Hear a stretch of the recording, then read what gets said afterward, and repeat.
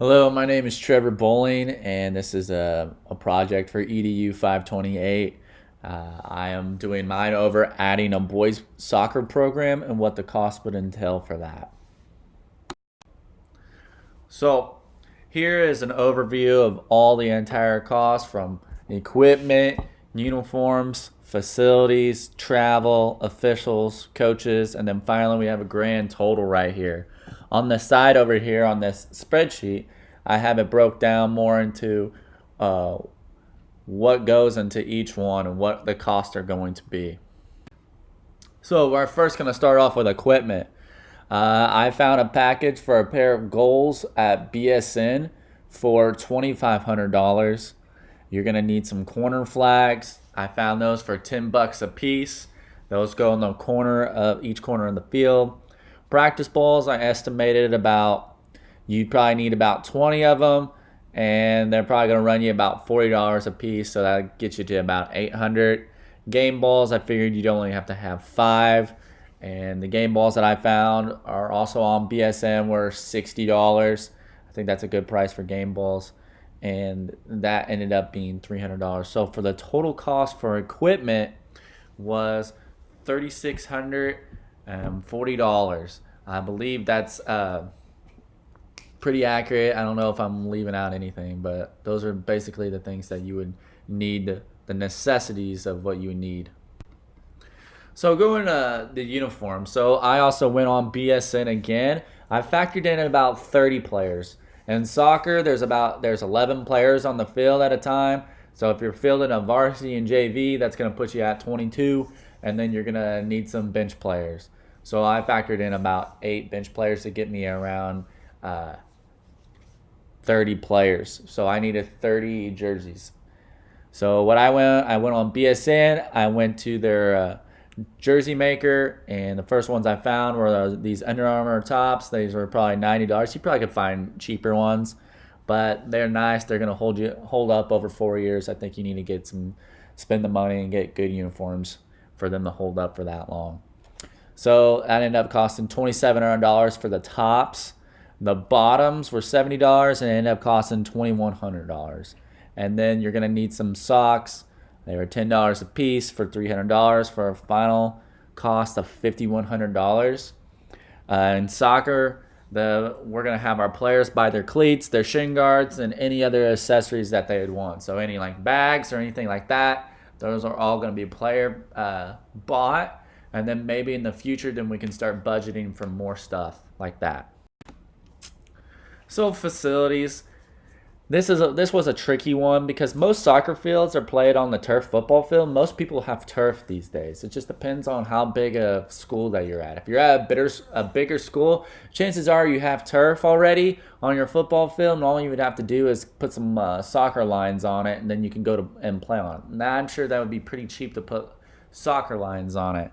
However, if you do not have a turf field, this one might be a great time to combine with your football team to get a proposal for a turf field. Now that's going to run you between $800 and $1,000,000, but that's something that you can put on a tax bond and get that paid for.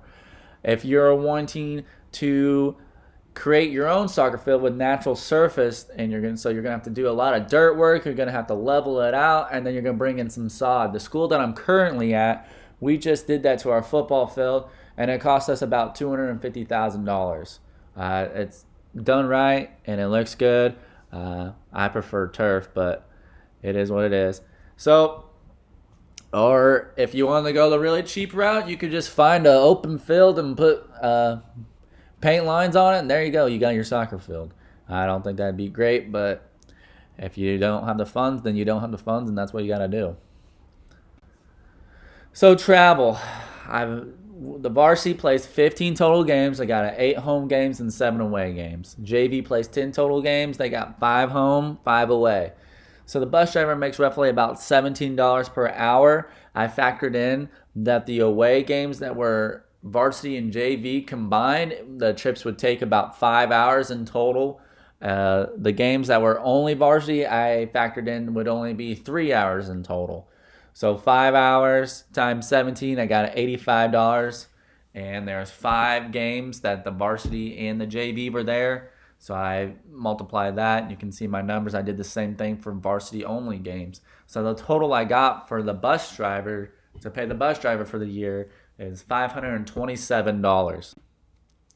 So officials. In soccer, you need 3 officials. You need 2 people on the lines and like 1 head official. The officials make $65 for a varsity game and $55 for a JV game.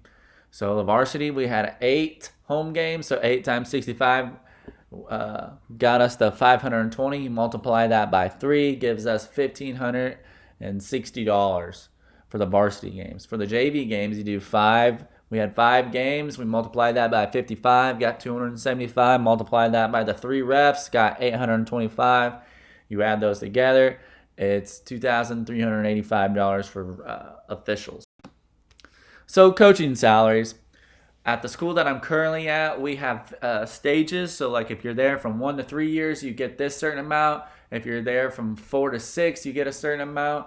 And if you're there from 7 plus, you get a certain amount.